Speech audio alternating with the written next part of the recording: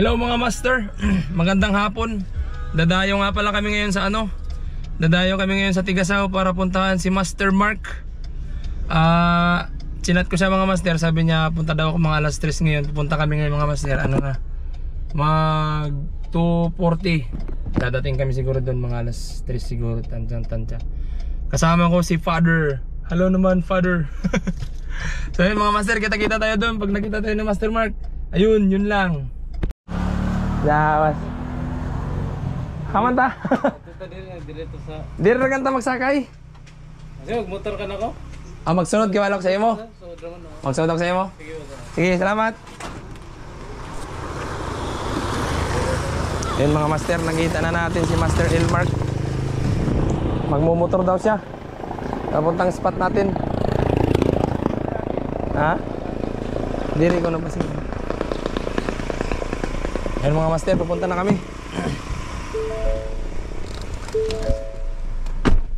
Kita-kits na lang sa spot mga master. Peace out. Mga master, nakita na talaga kami ni Master Mark. Pupunta na kami ng spot. Parang nahihiya ako mga master. Ang laki ng sit up niya. Kawawa tayo nito master. Dati doon lang tayo sa gilid ng lugar namin sa San Benito. Ngayon nandito na tayo, nandayo na. Tatry lang natin mga master kung palarin. Hindi. Grabe mga master. Ang lalaki ng alon, no? Shit. Grabe na to. Diyan daw magsusurcast. Sige mga master, kita-kitis tayo dun sa baba. Pagbaba namin. Bye. Mga master, nandito na tayo. Nandun si Master Mark, oh. Tapos dito try natin.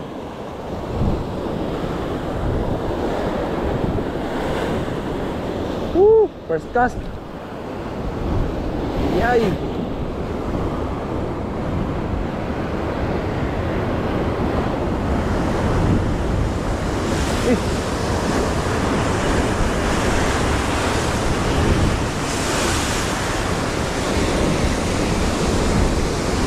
Puputukan tayo ng mga alon, ah.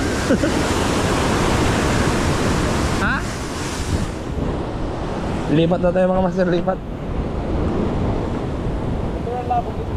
Dito kay Mali.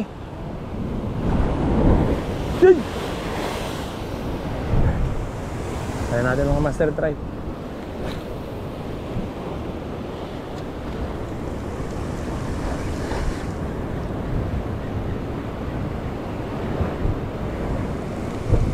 Yay.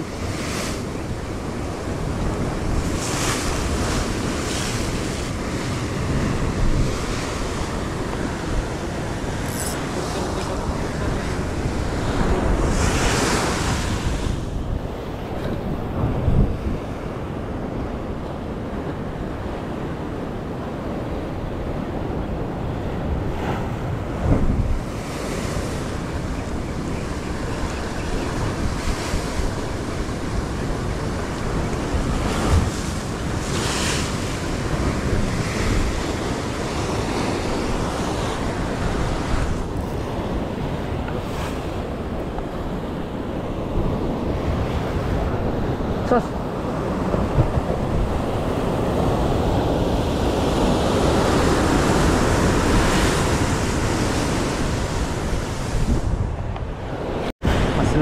Mas lumalaki na yung mga alon mga master. Grabe. Lalaki na ng alon.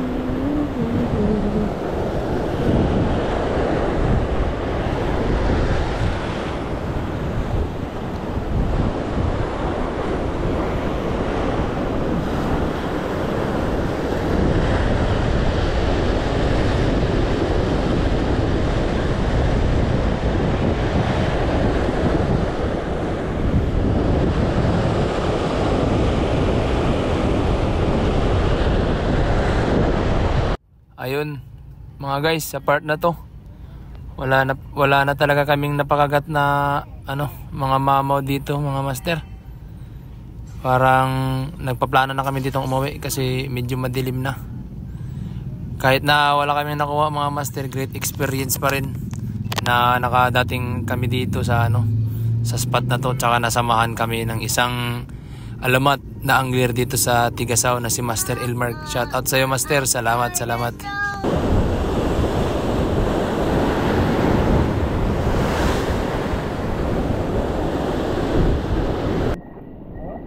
Bandaraan ay pasiga sa headlight.